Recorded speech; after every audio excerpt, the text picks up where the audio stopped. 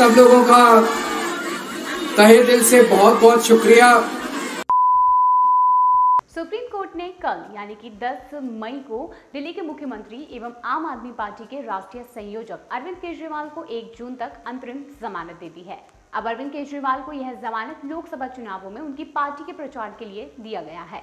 प्रवर्तन निदेशालय ने केजरीवाल की अंतरिम जमानत का विरोध किया था और ये कहा था कि इससे गलत परंपरा होगी। सुप्रीम कोर्ट के जस्टिस संजीव खन्ना और दीपांकर दत्ता की खंडपीठ ने अंतरिम बेल से संबंधित सुनवाई करते हुए कहा था कि शराब नीति मामले में केस अगस्त 2022 में दर्ज किया गया था और अरविंद केजरीवाल को लगभग 1.5 साल बाद यानी कि मार्च 2024 में गिरफ्तार किया गया। अब शीर्ष अदालत ने यह पूछा कि आखिर 1.5 साल तक ईडी क्या कर रही थी। हालांकि ईडी के विरोध के बावजूद अरविंद केजरीवाल को न्यायालय से अंतरिम जमानत मिल गई है, लेकिन इसको लेकर सोशल मीडिया पर अब कई लोग सवाल उठा रहे हैं। वैसे तो भारत में न्यायपालिका पर सवाल उठाने का रिवाज नहीं है, लेकिन जमानत का विरोध करते हुए ईडी ने जो तर्क दिया था वो उचित था। ईडी का संदेह भी सच साबित होता दिख रहा है। सुप्रीम कोर्ट में दर्ज अपने हलफनामे में प्रवर्तन निर्देशालय ने तर्क दिया था कि अगर चुनाव प्रचार के लिए अंतरिम जमानत दी जाती है तो यह एक मिसाल कायम करेगा, जो कि सभी बेईमान राजनेताओं को अपराध करने और फिर चुनाव की आड़ में जांच से बचने की अनुमति देगा। केंद्रीय एजेंसी ने यह कहा कि चुनाव प्रचार का अधिकार ना तो मौलिक अधिकार है और ना ही कानूनी या फिर संवैधानिक अधिकार है। ईडी की आशंका आखिरकार सच साबित होती हुई दिखाई दे रही है। अब राष्ट्रद्रोह में जेल में बंद खालिस्तान समर्थक अमृतपाल सिंह ने चुनाव में नामांकन दाखिल करने के लिए पंजाब एवं हरियाणा हाई कोर्ट में 7 दिनों के लिए अंतरिम जमानत की मांग की है। वह बता देते हैं कि काफी ज्यादा खडूर साबित लोकसभा सीट से चुनाव लड़ना चाहता है और हालांकि हाईकोर्ट ने असम के डिब्रूगढ़ जेल में बंद अमृतपाल की याचिका खारिज कर दी है।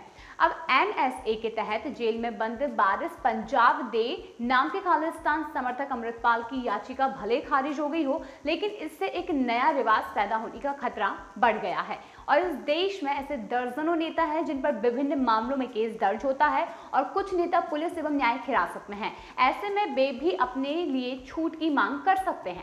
अब इसमें से प्रमुख नाम झारखंड के मुख्यमंत्री हेमंत सोरेन और दिल्ली के पूर्व उप मुख्यमंत्री मनीष सिसोदिया का नाम शामिल है, जो कि काफी ज्यादा प्रमुख माना जा रहा है। अब अपने इस हलफनामे में ईडी ने सुप्रीम कोर्ट से ये कहा था कि अभी साक्षी की जानकारी में सभी के लिए अभी तक किसी भी राजनीतिक नेता को चुनाव प्रचार के लिए अंतरिम जमानत नहीं दी गई है। ये यानी कि अरविंद केजरीवाल तो चुनाव लड़ने वाले उम्मीदवार भी नहीं है, यहाँ तक कि चुनाव लड़ने वाले उम्मीदवार को भी चुनाव प्रचार के लिए अंतरिम जमानत नहीं दी जाती, तो फिर अरविंद केजरीवाल को क्यों दी गई? अगर वह हिरासत में है तो जाहिर सी बात है कि जब उम्मीदवार नहीं होने के बावजूद सिर्फ चुनाव प्रचार के लिए अरविंद केजरीवाल अंतरिम जमानत की मांग कर सकते हैं, तो ऐसे कई नेता हैं जो खुद उम्मीदवार हैं। ऐसे में भी अरविंद केजरीवाल की जमानत को प्रमुखता से उदाहरण के रूप में पेश करके अपने लिए भी ऐसी मांग जरूर कर सकते हैं। अब ऐसे में न्यायालय के सामने एक अलग तरह का धर्म संकट खड़ा हो सकता है।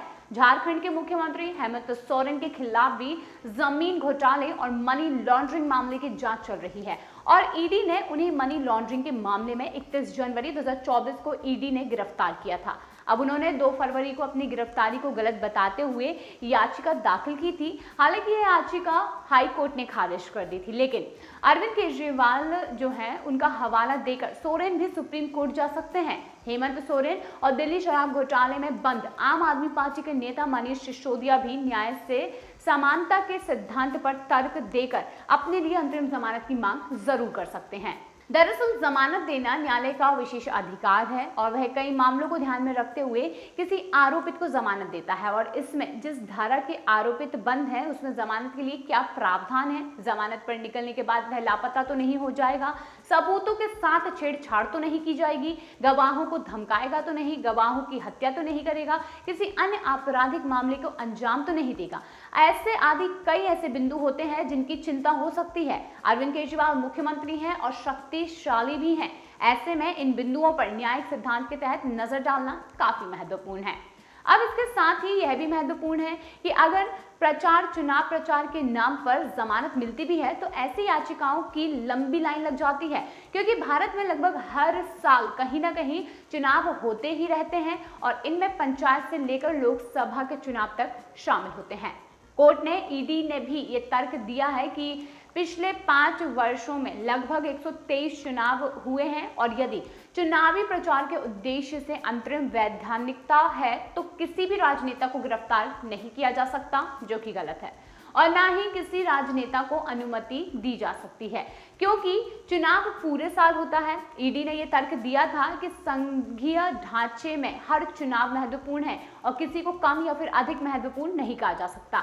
एजेंसी ये भी तर्क दे चुकी है कि अगर चुनाव प्रचार के लिए अंतरिम जमानत दी जाती है तो यह एक मिसाल कायम करेगा जो सभी बेईमान राजनेताओं को अपराध करने और फिर चुनाव की आड़ में जांच से बचने की अनुमति देगा। ईडी ने खुद ये कहा था कि एक राजनेता एक सामान्य नागरिक से विशेष दर्जे का दावा नहीं कर सकता। हालांकि समन से बचने के लिए केजरीवाल ने 5 राज्यों में विधानसभा चुनाव का यही बहाना बनाया था और इस सब तमाम बिंदुओं को मिलाते हुए सोशल मीडिया पर लोग न्याय में समानता की बात कर रहे हैं। बता दें, लोग ये सवाल उठा रहे हैं कि अब चुनाव प्रचार के लिए किसी आरोपित को जो कि जेल में बंद है उसे जमानत किस आधार पर दी जा रही है। क्या अरविंद केजरीवाल की जगह कोई आम आदमी होता तो उसे यह सुविधा मिलती?